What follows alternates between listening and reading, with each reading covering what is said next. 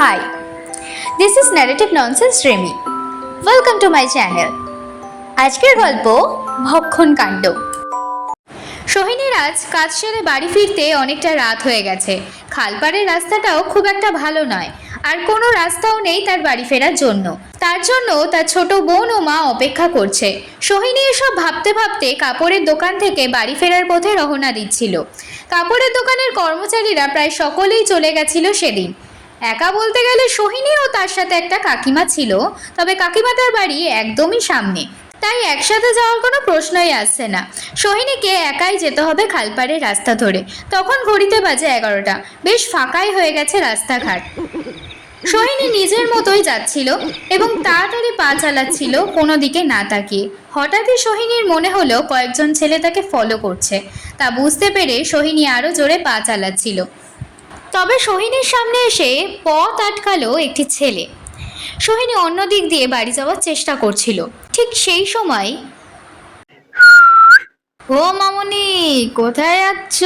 আমাদের দিকেও একটু তাকাও, আমাদেরও কিছু দিয়ে যাও। পিছন থেকে তাকে ফলো করতে থাকা ছেলেগুলো জোরে জোরে হেসে উঠল আর বলল, বেশ মানাবে কিন্তু বল আমাদের বদ্দার সাথে, কি বলিস? সোহিনী আর চুপ করে থাকতে পারছিল না। প্রচণ্ড রাগের সাথে বলে উঠল, আমার পথ ছাড়ো তোমরা। সামনে থাকা ছেলেটা বলে উঠল, মামুনি, তোমার পথ ছাড়লে হবে নাকি? এখন যে তুমি আমাদের। সোহিনী বেশ ভয় পেয়ে গেল এবং বলল, প্লিজ আমাকে ছেড়ে দাও তোমরা। আমার বোন মা আমার জন্য অপেক্ষা করছে। প্লিজ দাদা, প্লিজ প্লিজ আমাকে ছেড়ে দাও তোমরা, প্লিজ আমাকে যেতে দাও প্লিজ। সামনে থাকা ছেলেটা বলে উঠল, কি বলছে রে ভাই, এরকম ফুটফুটে পাখিকে ছেড়ে দিলে হবে নাকি? সোহিনীর ওড়নাটা টেনে খুলে দেয় সামনের ছেলেটা। সোহিনী আর চুপ করে থাকতে পারলো না। সামনের ছেলেটাকে থাপ্পড়টা মারতে যাবে, ঠিক সেই সময় সামনের ছেলেটা সোহিনীর হাতটা ধরে এবং মুচকে দেয় এবং বলে, মামুনি, এত রাগ করছো কেন?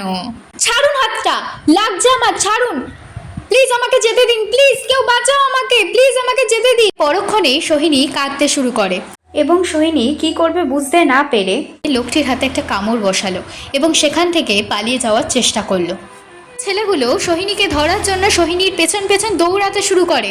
দেখে যেন মনে হচ্ছিল এক হরিণী পেছনে কয়েকটি বন্য মাংসাশী প্রাণী দৌড়াচ্ছে তাকে খাদ্য হিসাবে গ্রহণ করবে বলে।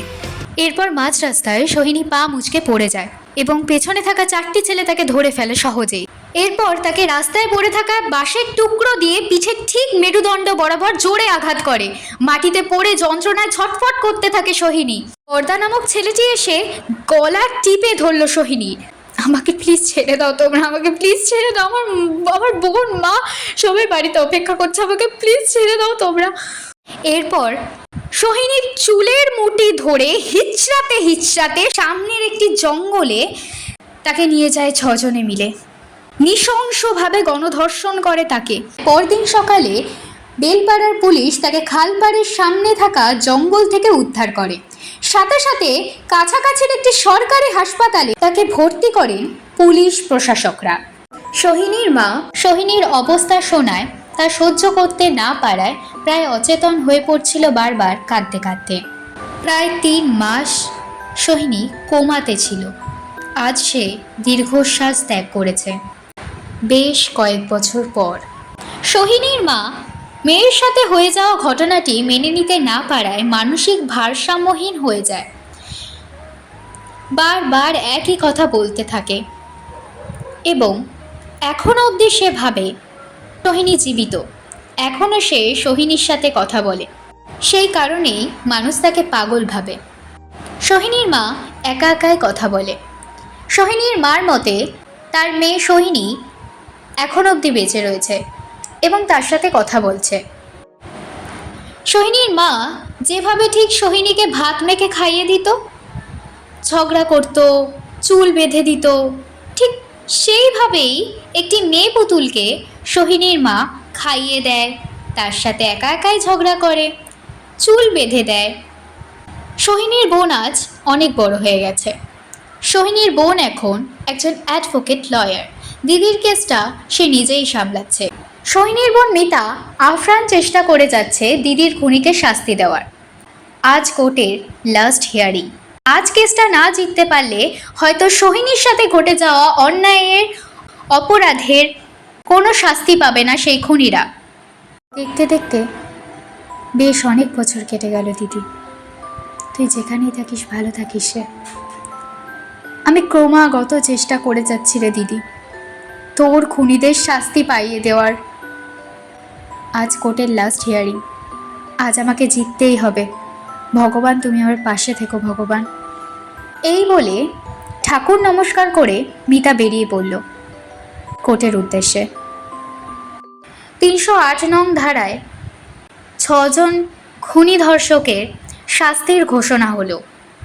মিতা বাড়ি ফিরে আসার সময় দিদির সেই পছন্দের জায়গাটিতে এসে উপস্থিত হলো, অর্থাৎ তার পছন্দের জায়গা সেই কুঠিঘাট। বেশ কিছুক্ষণ একাই পারে বসেছিল মিতা। আজ মিতা অনেকটা ভেঙে পড়েছে। গঙ্গার দিকে তাকিয়ে মিতা নিজের অজান্তেই বলতে শুরু করলো, দিদি আমি পেরেছি, তোর খুনিদের শাস্তি দিতে আমি পেরেছি। তুই শুনতে পাচ্ছিস দিদি আমার কথা? পেরেছি দিদি, তোর খুনিদের শাস্তি দিতে আমি পেরেছি। তুই যেখানেই থাকিস ভালো থাকিস রে, খুব ভালো থাকিস। এই বলে খুব ভেঙে পড়ল মিতা। হঠাৎই মিতা লক্ষ্য করলো একটা কাক ঘাটের সিঁড়িতে রাখা মাটির গ্লাসকে ফেলে উড়ে চলে গেল। সেই কাককে আর দেখতে পেল না মিতা। নমস্কার, আজকের গল্পটা এখানেই শেষ হলো। আজকের গল্পটা ভালো লাগলে অবশ্যই লাইক করবেন, শেয়ার করবেন, সাবস্ক্রাইব করবেন, কমেন্ট করে জানাবেন যে গল্পটা আপনাদের কেমন লাগলো। টাটা।